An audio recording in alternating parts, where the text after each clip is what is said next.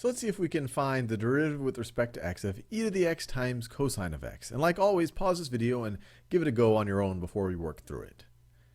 So when you look at this, you might say, well, I know how to find the derivative with respect of e to the x. That's in fact just e to the x. And let me write this down. We know a few things. We know the derivative with respect to x of e to the x. E to the x is e to the x. We know how to find the derivative of cosine of x. The derivative with respect to x of cosine of x is equal to negative sine of x. But how do we find the derivative of their product? Well, as you can imagine, this might involve the product rule. And let me just write down the product rule generally first. So if we take the derivative with respect to x of the first expression in terms of x, so this is, we could call this u of x times another expression that involves x. So u times v of x. This is going to be equal to, and I'm color coding it so we can really keep track of things. This is going to be equal to the derivative of the first expression. So I could write that as u prime of x times just the second expression, not the derivative of it, just the second expression. So times v of x, and then we have plus the first expression, not its derivative, just the first expression, u of x, times the derivative of the second expression, times the derivative of the second expression. So the way you remember it is you have these two things here. You're going to end up with two different terms, and in each of them, you're going to take the derivative of one of them, but not the other one, and then the other one, you'll take the derivative of the other one, but not the first one. So derivative of u times v is a u prime times v plus u times v prime. Now, when you just look at it like that, it seems a little bit abstract, and that might even be a little confusing, but that's why we have a tangible example here.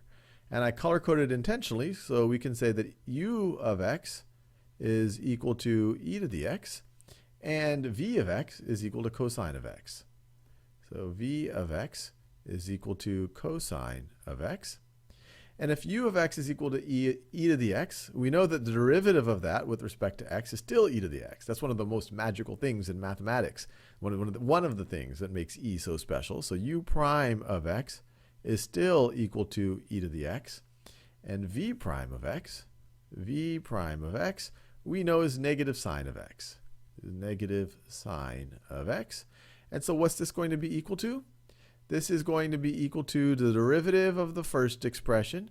So the derivative of e to the x, which is just e to the x, times the second expression, not taking its derivative, so times cosine of x, plus the first expression, not taking its derivative, so e to the x, times the derivative of the second expression. So times the derivative of cosine of x, which is negative sine of x.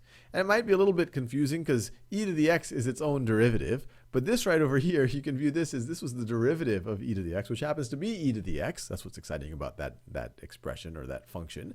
And then this is just e to the x without taking its derivative. They're, of course, the same thing. But anyway, well, now we can just simplify it. This is going to be equal to, we could write this either as e to the x times cosine of x minus e to the x times sine of x. Or if you want, you could factor out an e to the x. This is the same thing as e to the x times cosine of x minus sine of x. Cosine of x minus sine of x. So hopefully this makes the product rule a little bit more tangible.